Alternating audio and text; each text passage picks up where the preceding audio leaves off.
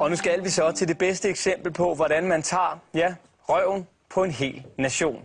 For efter flere år, hvor alle medier har været fyldt med den mest farverige, den mest udskilte og den uden sammenligning mest eksponerede reality-stjerne i Danmark nogensinde, så smider Sydney Lee i dag masken og afslører for første gang, at det hele har været skuespil. Sydney, eller Michael Brødsgaard, som jo faktisk er dit rigtige navn. Godmorgen, velkommen. Godmorgen. Det er langt ude det her. Sydney eller Michael, hvem er du i virkeligheden? Jamen, jeg er Michael. Jeg læser på Aalborg Universitet. Psykologi. Og vi lavede et projekt, hvor vi skulle se, hvor nemt det var at komme i medierne, og hvor ekstrem man kunne være. Og så har jeg bare ledet den rolle i mange år, 4 år. Godt. Så det vil sige, at altså, i vores bevidsthed, så er du Sydney Lee. I virkeligheden, så hedder du Michael, har studeret psykologi på Aalborg Universitet. Prøv lige at forklare, hvordan kom I på, eller du kom på, eller hvem der nu kom på det, at du ville skabe en reality-stjerne? Jeg havde min gode ven derude, og så vi alt. Der var Paradise og Single-liv i fjernsynet, og så tænkte vi, det kunne være sjovt, fordi de får så meget eksponering. Og så har jeg tidligere været god til at spille roller, du ved, bare internt gennem venskab.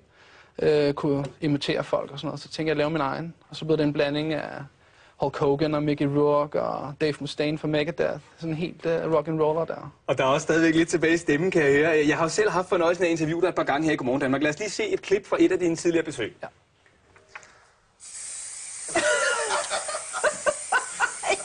Så var det de hejtive skatteministeren. Ikke knibe øjnene. Sydney, jeg tror ikke, du skal komme mere på. Tak.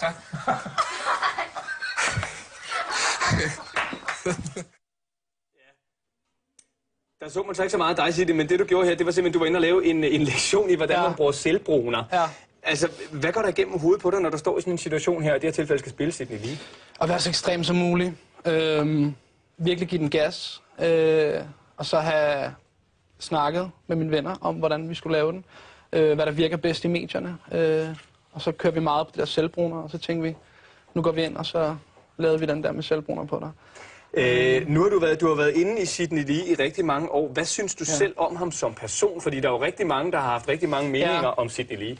Jamen, i starten var det svært, fordi man fik så meget hate. Og enten fik du hate, og så fik du love, som Sydney vil sige. Du fik meget had, meget kærlighed. Folk var meget delt op, så det var meget blandet mening, og det var svært i starten. Men også som du sagde før, jeg kan ikke helt lægge den der accent fra mig stadig. Men du har jo også, altså der er jo også en alvorlig side af det, fordi du har jo, som jeg sagde før, du har taget røven på en hel nation. Ja. Du har tjent masser af penge på at være Sydney Lee, du har udgivet bøger, du har været med i reality-programmer osv., du har stået som gæstebartender og tjent masser af penge på det her. Ja. Hvordan har du det med den del af det? Men jeg kan godt være, jeg måske har snydt folk lidt, hvis de har fået, eller følt, at de har fået den rigtige ting, den ægte vare, og så er de bare blevet snydt. Men altså, jeg har også underholdt og ligesom vist, hvor nemt det er at narre, og man ligesom kan skabe sådan en karakter. Og så har jeg kørt den sådan helt ud, faktisk også med i starten, at det skulle være vildere, og jeg har, jeg har bevidst holdt min næsepiercing i dag. For ligesom, der er lidt af det gamle Sydney. Til gengæld så vil jeg bare sige, jeg vil bare lige vise et billede her af dine hænder. Ja. Jeg ved ikke, om man kan se her, måske det til det kamera her.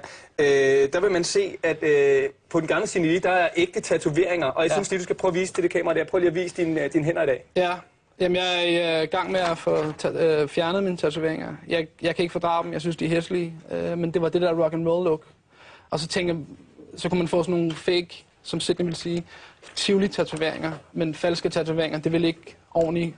Det skulle være, jeg tænkte, nu går jeg ligesom all in på det, og så får jeg lavet tatoveringer. Og det har du jo gjort, men på trods af det, så er der jo nogen, der har kendt din rigtige identitet, for eksempel din mor. Ja. Og vi har faktisk spurgt hende, hvordan hun har haft det med dit eksperiment. Ja.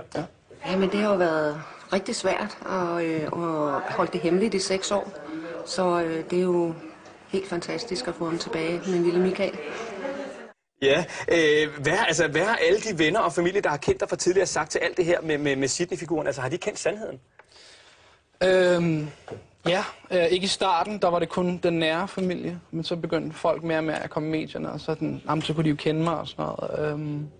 Nogle er blevet sure, og nogle vil ikke snakke med mig mere. De synes, jeg har kørt den for langt ud. Vi har faktisk en af dine bedste venner med, som hedder Claus, igennem på telefon, og han er faktisk også studerende på Aalborg Universitet. Claus, godmorgen og velkommen. Godmorgen. Hvorfor var det lige Michael, I valgte til det her Sydney Lee-projekt?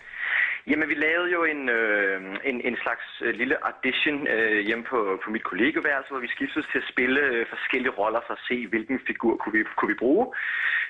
Og efter vi alle sammen ligesom havde været igennem vores roller, så kommer Michael så på og tager en bandana på og starter med at sige helt hårdt, altså, jeg hedder Sid, og jeg er pro-gamer. Og der var vi bare solgt, så tænkte vi, godt, det er ham, vi går efter. Ja, og det blev så altså Sydney Lee i ganske mange år. Hvorfor er det lige nu, at du vælger at afsløre alt det her? Jamen, nu er der gået så lang tid, og nu føler jeg, at nu har jeg har haft Danmarksrekorden i lang tid, og været medvirke i flere show, og nu er det ligesom tid for, at det kommer ud nu, at folk skal vide det. Der har været nogen i min inderkreds, som har vidst det, men nu synes jeg ligesom, at hele Danmark skal vide det. At det ligesom, det var et projekt, som vi lavede, og det er sidste spørgsmål. Der er rigtig mange spørgsmål, som jeg gerne vil stille. Der er ikke lige tid til det. Der er jo også masser, du har givet afkald på. Det er jo altså method acting i sin ekstreme grad. Har det ikke været super hårdt? Det har været hårdt til tider.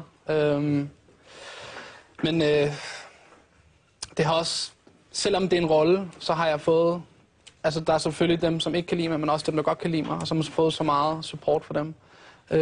Så jeg synes, det har været det hele værd. Jeg har ikke fortrudt det på nogen måde, men jeg synes bare, nu skulle det frem. Kommer Sydney Lee tilbage? Nu er det ligesom ude, så er der ikke så meget point i det. Nu vil jeg bare gerne leve mit normale liv, og tilbage og læse, og så være sammen med min forlovede. Ja. Michael eller Sydney, jeg ved ikke rigtig, hvad jeg skal tro. Jeg vil bare sige tak for besøget, og for nogle, om ikke andet, underholdende år, og så må vi jo se, hvad der sker i fremtiden. Ida, det var Breaking News. Op til dig.